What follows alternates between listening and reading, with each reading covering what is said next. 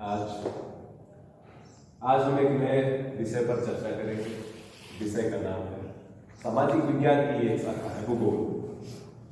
कक्षा 10 विषय भूगोल पाठ 1 पर चर्चा करने चल रहे हैं। पाठ 1 भूगोल शाखा की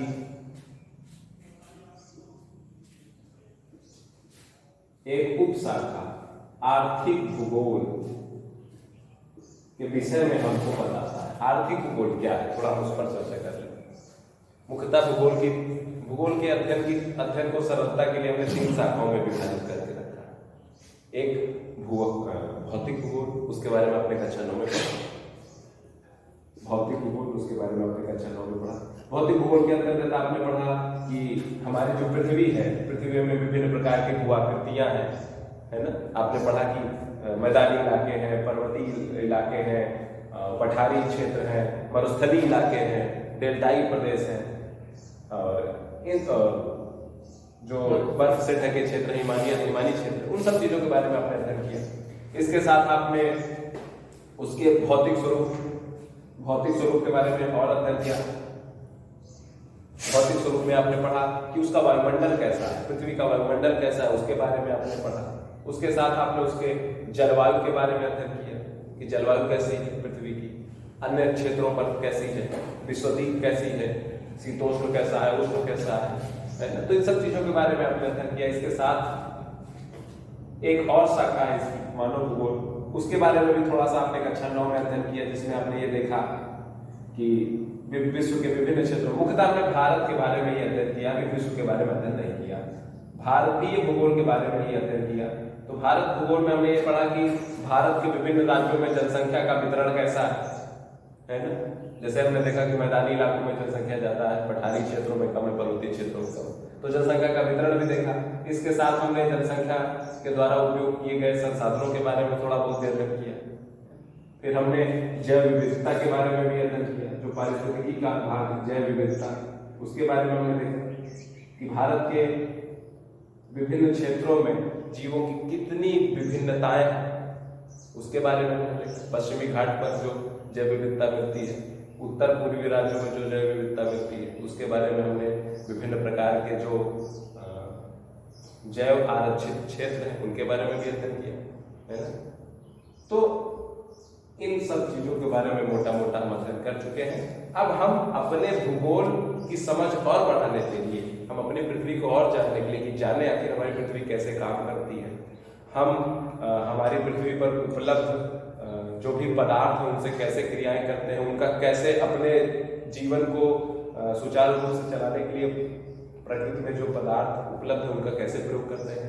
तो इन सब चीजों का हम अध्ययन आर्थिक भूगोल में करेंगे कि मानव प्रकृति में उपस्थित जो भी अवयव है, जो भी पदार्थ है, उनको संसाधन के रूप में कैसे उपयोग करता है और कैसे संसाधनों के रूप में उपयोग करके अपने विकास को सुनिश्चित करता है। इन सब चीजों का अध्ययन हम इस कक्षा 10 की भूगोल में करेंगे। और पाठ 1 इसी विषय से जुड़ा हुआ है, और वो पहला है पाठ 1 का विषय जो है वो है संसाधन और क्या है, विकास। और अगर बोलते कहा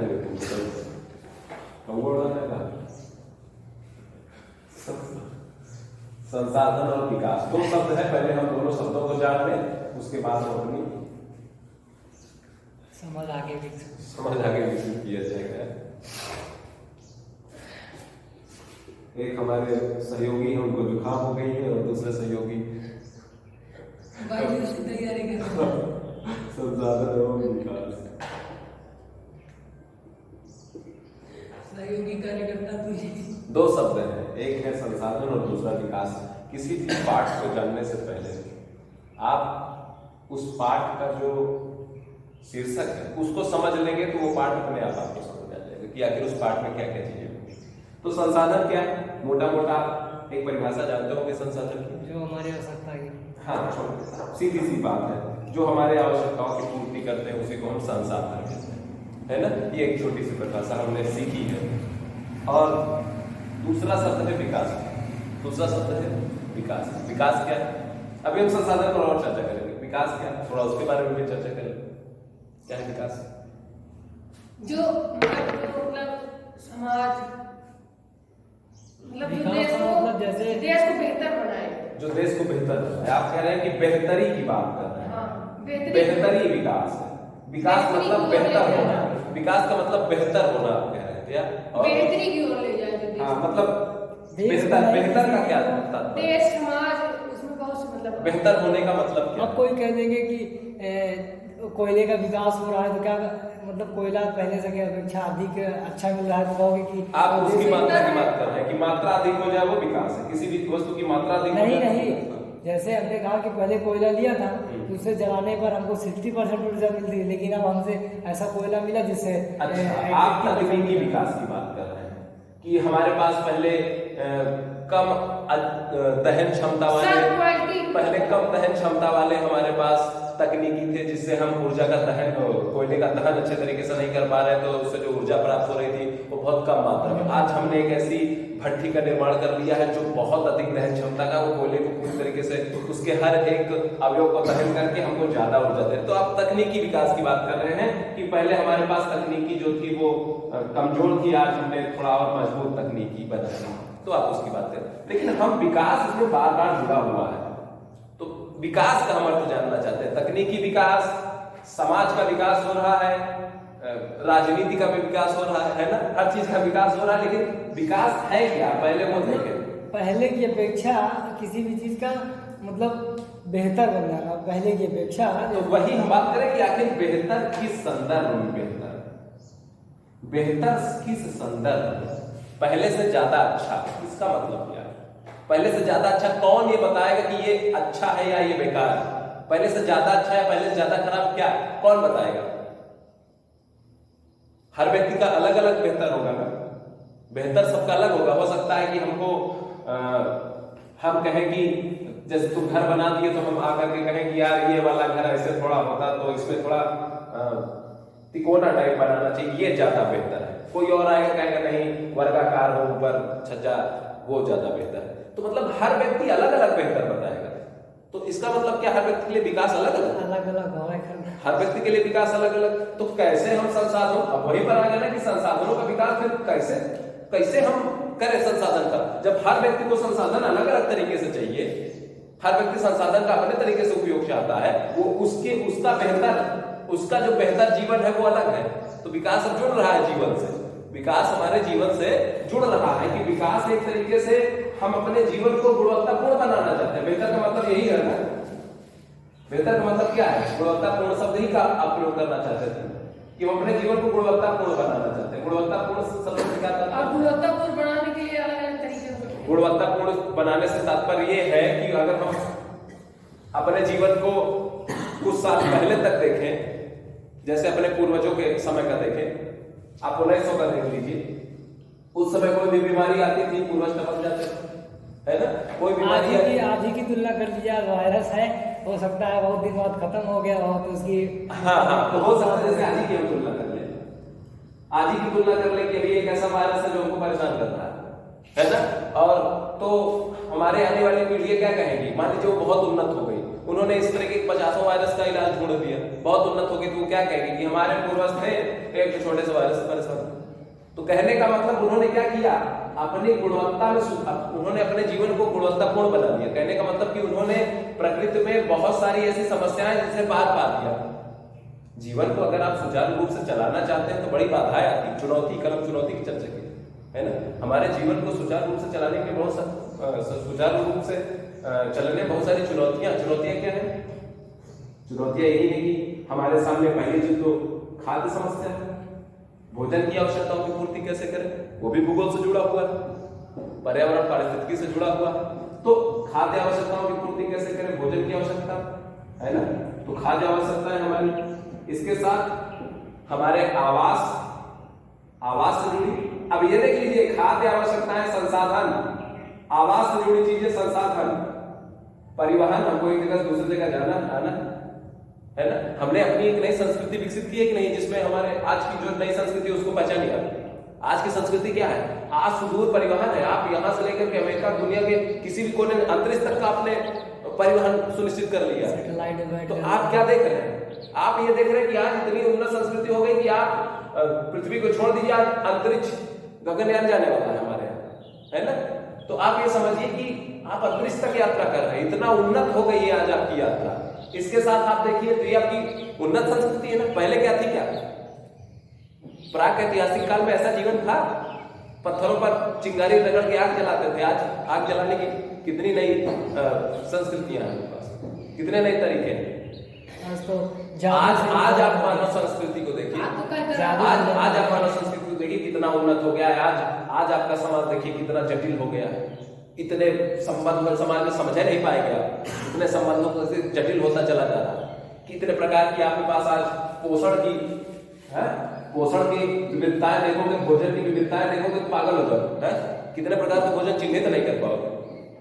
कितनी जटिल संस्कृति होती चली गई। भोजन की बात छोड़िए, भोजन साथ आवास, सब भाषा की बात करें। भाषा देख लीजिए, इतनी जटिलता है। मतलब इतना ज्यादा संस्कृति हमारी 1000 वर्ष के बाद उन्नत होती चली जा रही, इतनी ज्यादा विविध होती चली जा रही है। तो वर्तमान में चुनौतियां भी आती जा रही है, और वो चुनौतियां भूगोल से जुड़ी हुई। इसीलिए हम भूगोल का अध्ययन करें। और वो चुनौतियां किससे जुड़ी है? सीधे संसाधन से जुड़ी हुई है वो चुनौतियां। सबको बराबर। क्यों? क्योंकि अब हमको अगर जीवन जीना है तो हमको संसाधनों का उपभोग करना पड़ेगा, और ये भी समझना पड़ेगा कि संसाधन असीमित नहीं है। सीमित संसाधन सीमित, अभी सब चर्चा करेंगे कि संसाधन असीमित नहीं है कि नहीं भगवान दे दे खूब ले खूब जमीन दे खूब खेती कर, नहीं। भूमि का क्षरण हो रहा, भूमि निम्नीकृत हो रही है। उन सब चीजों को हमको पढ़ना है। इसी को तो भूगोल पढ़ना पढ़ेंगे कि भैया भूमि निम्नीकृत, आप जो इतना ज्यादा रासायनिक उर्वरक प्रयोग कर रहे हैं, भूमि निम्नीकृत हो रही है, एक किनारे का बंजर हो जाएगी, रह जाएगा। तो कैसे उसका पोषण किया जाए, है ना?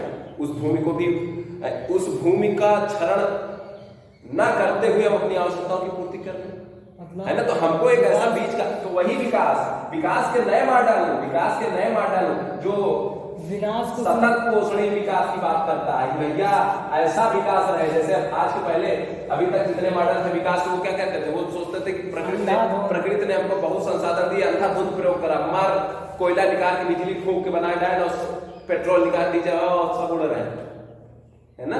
बाद में समझ में आया कि अरे यार ये तो सीमित है, उड़ा दो सब रह जाए।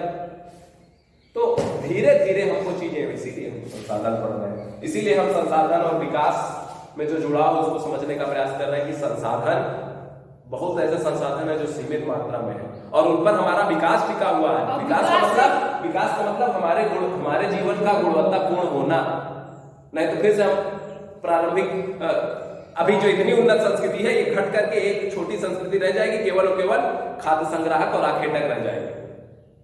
आज ये जो इतनी उन्नत संस्कृति है ना, सब टूट कर बिखर जाएगी, परिवहन गायब हो जाएगा, ये जो ऊर्जा की जरूरतें को बिजली जला के टहल रहे सब गायब हो जाएगा। हाँ, अभी हम देखेंगे कि संसाधनों पर, इसीलिए हम विकास के नए मानक तय कर रहे हैं। हम अपने गुणवत्तापूर्ण जीवन पर जो संसाधनों की निर्भरता है उसको हम धीरे धीरे ऐसे संसाधन की ओर मोड़ने के लिए तैयार हैं, ऐसे संसाधनों की ओर मोड़ रहे हैं जो संसाधन कभी ना खत्म, असीमित, जो संसाधन असीमित है, जो खत्म ही नहीं हो सकते जल्दी। हाँ, तो मतलब कि जो जब तक मानव सभ्यता रहेगी तब तक वो संसाधन रहेंगे, जैसे सौर ऊर्जा, जल ऊर्जा, है ना? ऊर्जा, हाँ, पवन ऊर्जा, है ना? ऐसे ये सब ऊर्जा है जो सतत रहेगी। तो अब हम उन्हीं की ओर मोड़ रहे हैं। तो अब हम ये देख रहे हैं, मोटा हमने ये समझा कि मानव जीवन पृथ्वी से जुड़ा हुआ है। पृथ्वी कैसे है? पृथ्वी का अपना एक पारिस्थितिकी तंत्र है और उस पारिस्थितिकी तंत्र में सब है, जैव अजैव सब है।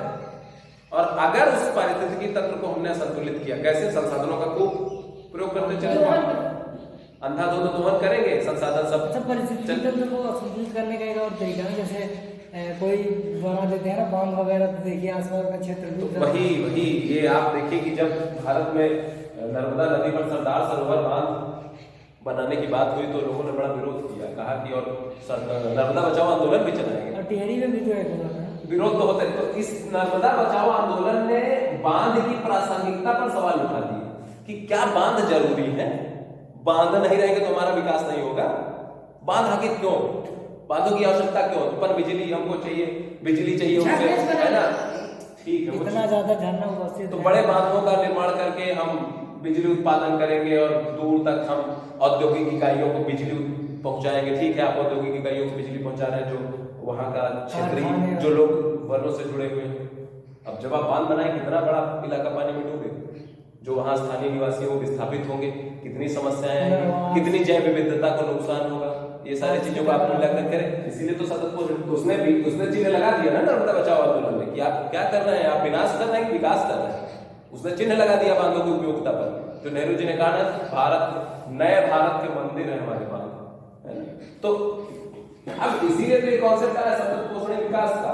इसने कहा ना भैया, इसने सीधे कहा कि अगर आपको अपनी जीवन संस्कृति को बचाना है, अगर आप मानव सभ्यता के रूप में रहना चाहते हैं इस पृथ्वी पर, आपको संसाधनों का ऐसा दोहन करना पड़ेगा कि उन संसाधनों का विनाश ना हो, उन संसाधनों पर कोई भी दबाव न पड़े, है ना। आप उन संसाधनों का ऐसा दोहन करिए कि वो संसाधनों को कोई नुकसान ना हो और आप अपनी उपयोगिता, आपकी अपने उपयोग की चीजों को प्राप्त कर लें उससे, है ना। तो इन्हीं सब चीजों के बारे में हम इस चैप्टर पर अध्ययन करेंगे और धीरे धीरे हम अपनी इस कक्षा को आगे बढ़ाएंगे। ठीक है।